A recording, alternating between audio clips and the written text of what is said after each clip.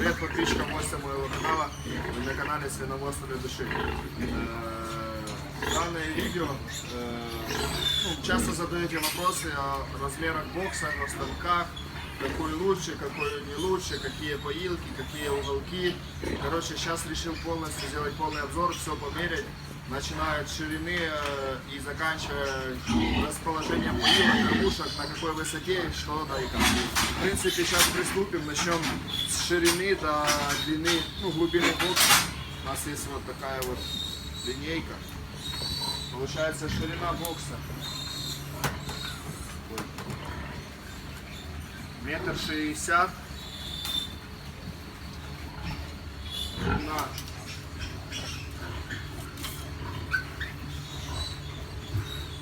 2,50 м.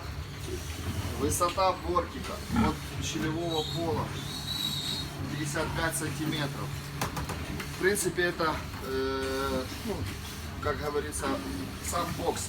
Теперь будем смотреть по станку. Станок у нас старого образца. Их у нас два вида. С дугой выдвинутой и внутренней, типа дуга безопасности. Потом покажем другой. Сама длина от кормушки, от самой кормушки до этого бокса, до конца. От кормушки до конца 1,90 м. Ширина у кормушки получается 65 сантиметров. Сама кормушка расположена от стенки, то есть получается это входит в длину 250 сантиметров, 2,5 метра. Кормушка заканчивается на 35 сантиметрах. То есть получается ширина кормушки 35 на 65. Получается высота для свиней, чтобы она залазила 30 сантиметров. Что касается расположения этих дуг, начиная от пола 22 сантиметра до первой дуги, до второй дуги 20, до третьей в районе 18, и здесь тоже так же. То есть до дуги, которая уходит на спад, самая длинная получается длина 1,30 м. Самая короткая получается до стыка метр и средняя 1,15 м. То есть до стыка, когда это получается зафиксированная, где кормушка, вода, куда корм сыпется. Одна сторона гуляет, то есть она регулируется. Можно регулировать, а регулировать можно этими дырочками на дверках. То есть мы сюда вставили, на штырек одели, чик, вставили, все, она не откроется. Одна сторона крепится наглухо к щелевому полу. То есть, в принципе, эта сторона глухая, эта сторона двигается. Крепятся они здесь на болтике. Вот болты, которые фиксируют, грубо говоря, и не дают двигаться. Также для морды фиксация, чтобы она не прыгала. Иногда кто-то меня спрашивал, задавал вопросы: свинка выпрыгивает с бокса для опороса со станка. У нас есть еще шланги, трубы такие и крепятся. Это в основном выпрыгивают первородки. И сюда вешаем трубы, и она не выпрыгивает. В принципе, сейчас покажу, как поилка расположена, на какой глубине к этому, к дну корыта. Сейчас, 10 сантиметров до поилки. Вода поступает как бы централизованно, потом на каждую кормушку отдельно. Свинья надавила носиком, и они пьют. Что касается уголка. Уголок у нас разный, есть новые эти станки, есть старые. По уголку, это старого образца. Тут получается ширина угла 65, глубина 42, Ну, то есть это получается вот эта часть, где стоит лампа. Ну и плюс опускается крышка.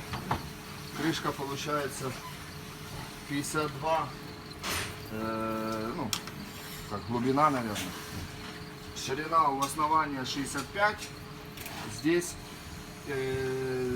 40. Но это для чего? Чтобы, ну, станком, допустим, не упиралась и так станком и все, чтобы она открывалась, ну, станок открывался больше. Ну и здесь лампу ставятся. И плюс еще вот такая приспособа. Ну, одеваем пластик, когда закрываем поросят. Получается, поросята сидят внутри этого пластика, этот пластик не выпускает их, и поросятки себе ночуют пару часов. А сейчас пойдем, покажем, ну, сходим в новую секцию, покажем новые станки и также расскажем, какие плюсы вот таких станков, и минусы и тех станков. Так, мы находимся в новой секции.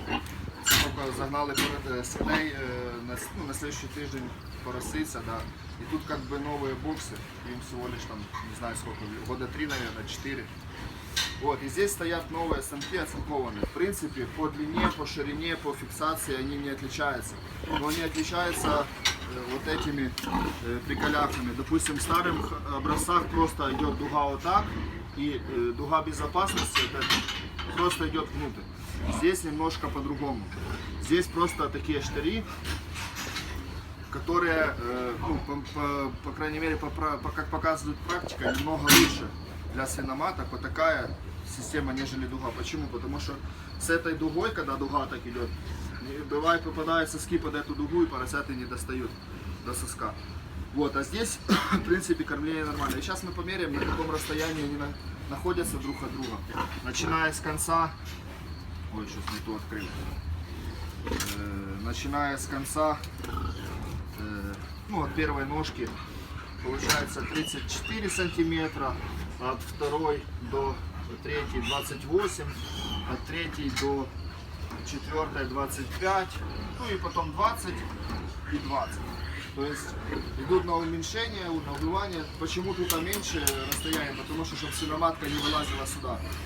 А высота до щелевого пола там, или до бетона будет 40 сантиметров до нижней части трубы.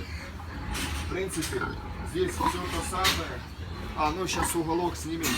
Тут, конечно, уголок побольше, нежели в старых боксах. Тут получается, есть ширина получается, если по внутренней части 72, если глубина 40, ну и соответственно получается вот такой вот большая крышка, вот дырка для лампы. Вот, тут получается, опять же,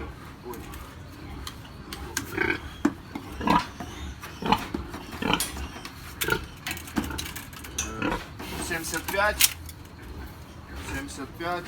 на 80, ну и соответственно диагональ. Получается такой себе прямоугольный треугольник. В принципе, это новый бокс. Тут тоже вот есть пластик, который закрывает уголок. Ну, когда мы приходим утром на работу, закрываем поросят для того, чтобы покормить свиноматок, чтобы они, когда будут подрываться на кормление, чтобы они не давили поросят. В принципе, фонари здесь в новой секции сделаны.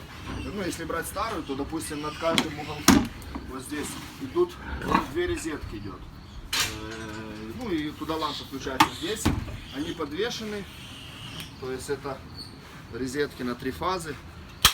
То есть они вытягивают, ну, когда всунул, оно держится, когда вытягиваешь, оно закрывается. И когда идет тройка, то в принципе безопасно. А те, ну, старые надо закрывать ходить, потому что, не дай Бог, замкне и даст трошки напруги. В принципе, все.